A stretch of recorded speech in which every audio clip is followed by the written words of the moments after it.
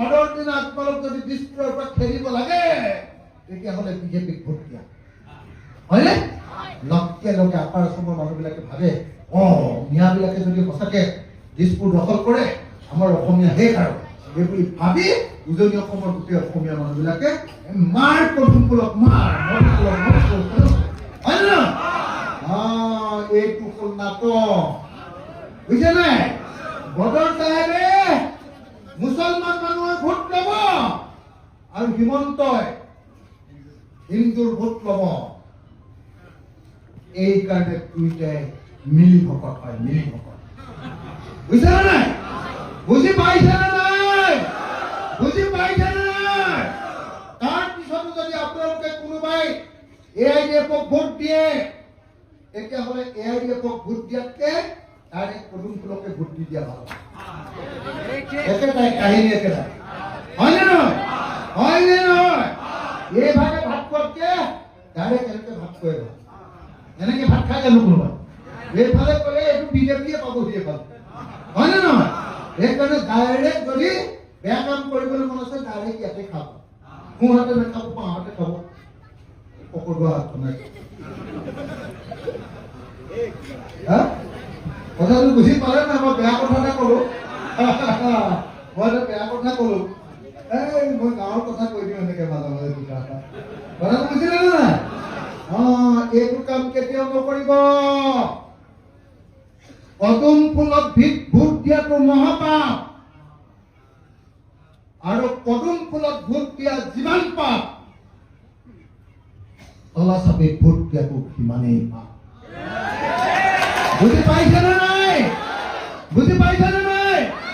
সেইকাৰণে মই আপোনালোকক খোলা খুলিকে ক'বলৈ আহিছো, এবাৰ কংগ্ৰেছ, ৰাইজৰ দল, গৌৰৱ গগৈ, অখিল গগৈ, লুৰিণজ্যোতি গগৈ, মনোৰঞ্জন তালুকদাৰ, দেৱব্ৰত শইকীয়া, ভূপেন বৰা, ৰিপুণ বৰা, বিবেক দাস, কনক গগৈ, জে.আই. কাঠাৰ চব একলগ হৈছো আৰু সকলোৱে ধৰি বান্ধি এইবাৰ হিমন্ত আৰু বদৰুদ্দিন আজমলক ব্ৰহ্মপুত্ৰত দলিয়াম। এই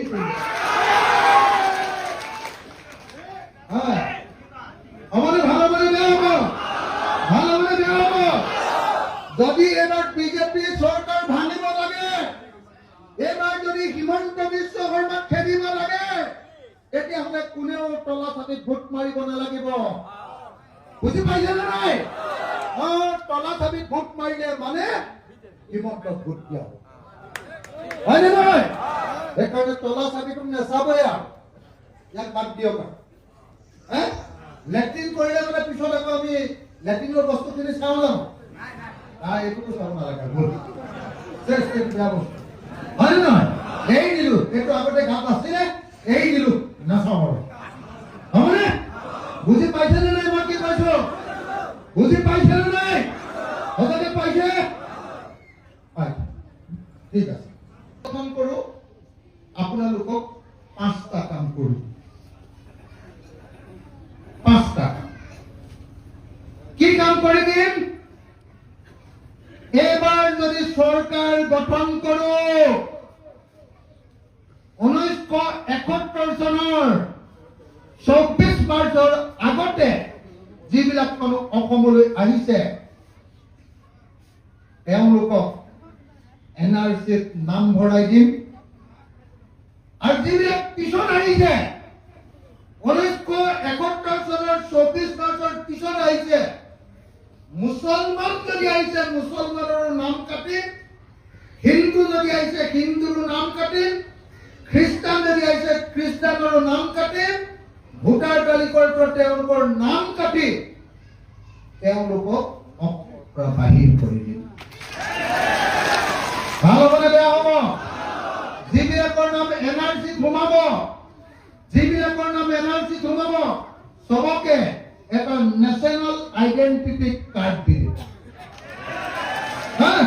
সেই কাৰ্ডটো যাৰ লগত থাকিব সি অসমীয়া, হিন্দু হওক মুছলমান হওক সি অসমীয়া।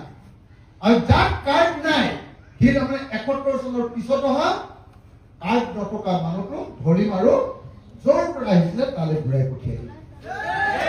ভাল হ'বনে বেয়া হ'ব? ভাল হ'বনে বেয়া হ'ব?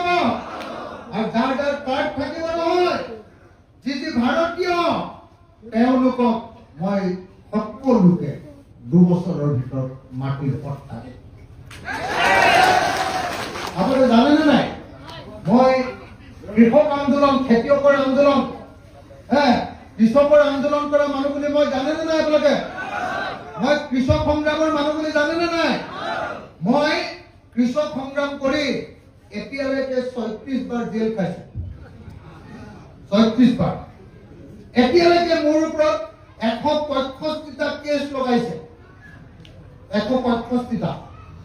মই অসমৰ আটাইতকৈ বেছি কেছ লগাম। আপোনালোক কোনেও মোৰ লগত নোৱাৰিব এইটো ক্ষেত্ৰত। মই 1 নম্বৰ। বুজিছে ন? কথাটো গম পাইছে নে নাই?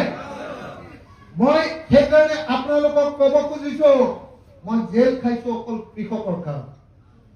সেইকাৰণে আপোনালোকক মই গেৰাণ্টি দি কৈছো, যিখন চৰকাৰত ৰাইজৰ দল থাকিব, যিখন চৰকাৰত অখিল গগৈ থাকিব, সেইখন চৰকাৰে 2 বছৰৰ ভিতৰত সকলো খিলঞ্জীয়া মানুহ, সকলো ট্ৰাইবেল মানুহ আৰু সকলো 71 চনৰ আগতে অহা প্ৰত্যেকজন নাগৰিকক মাটিৰ পট্টা গেৰাণ্টি দিম। এইটো ভাল হ'বনে বেয়া হ'ব? ভাল হ'বনে বেয়া হ'ব? আপোনালোকৰ এই মাটিবিলাকৰ পট্টা আছে নে নাই? যদি পট্টা নাই, আপোনালোকে যাকে ভোট দি থাকে কোনেও পট্টা নিদিয়ে, মিছা কথা। যি পাৰ্টিকে দিয়ক কোনেও কাম নকৰে, মই জানো। যিদিনা মই চৰকাৰত আহিম, 2 বছৰৰ ভিতৰত খেতিয়ক যদি হয়, লগে লগে 2 বছৰৰ ভিতৰত সকলোৰে নামত যিমান মাটি দখল কৰি আছে সেই মাটিৰ পট্টা দিব। আৰু এই পট্টা দিওঁতে 1 টকাও নলওঁ। খেতিয়কৰ মাটিৰ পট্টাৰ 1 টকাও প্ৰিমিয়াম নলওঁ। আপোনালোকে জানেনে নাই, হিমন্ত বিশ্ব শৰ্মাক মই এনেকে দম দিওঁ? সঁচাকে জানেনে নাই? জানেনে নাই? জানে? মই হিমন্ত বিশ্ব শৰ্মাক আপোনালোকৰ নাংলি চৰত আহি দম দিয়া নাই। মই হিমন্ত বিশ্ব শৰ্মাক দিছপুৰৰ জনতা ভৱনত এছেম্বলিৰ ভিতৰত, বিধানসভাৰ ভিতৰত এইফালে বাওঁফালে বহি থাকে, মই হাত পুৱাই পুৱাই কওঁ বোলে আপুনি অসমৰ আটাইতকৈ 2 নম্বৰী মানুহ। জানেনে নাই আপোনালোকে? মই পুৰা দম দিওঁ বুলি জানেনে নাই? হিমন্তক অসমৰ দম দিব পৰা মানুহ এটাই আছে। জানেনে নাই? সঁচাকে জানেনে নাই? যদি কোনোবাই মোবাইল চাই, টিভি চাই, তেতিয়াহ'লে জানে যে অসমত হিমন্তক দম এটা মানুহে দিব পাৰে, সেইটো হ'ল অখিল গগৈ। হয়নে নহয়? মই এবাৰ হিমন্ত বিশ্ব শৰ্মাক কৈ আছিলো, বোলো তুমি সদায় বাংলাদেশী কৈ থাকা। যদি বাংলাদেশীক খেদিব লাগে, তেতিয়াহ'লে NRC-খন কমপ্লিট কৰি নিদিয়া কিয়? তেতিয়াহে আমি গম পাম কোন বাংলাদেশী আৰু কোন অসমীয়া।